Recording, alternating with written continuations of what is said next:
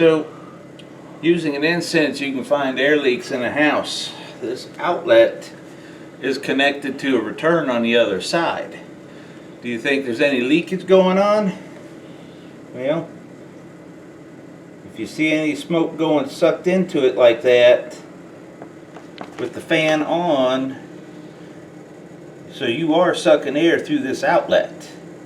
That's part of it too, where if you have a chaseway like this and it goes up connected to your top plates in the attic for framing, any leaks around there, you can actually suck from the attic through the chimney effect air through the house just like that.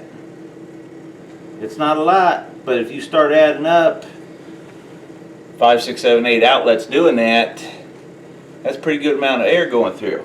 But you also got to be careful if you air seal and tighten up a house, because if you get it too tight, then you have to bring air from the outside in, or else you're going to suffer from sick building syndrome type of deal, where your air is actually dirtier and more contaminated inside the house compared to being on the outside of the house.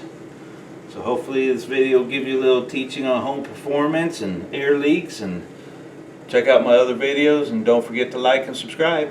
Thank you.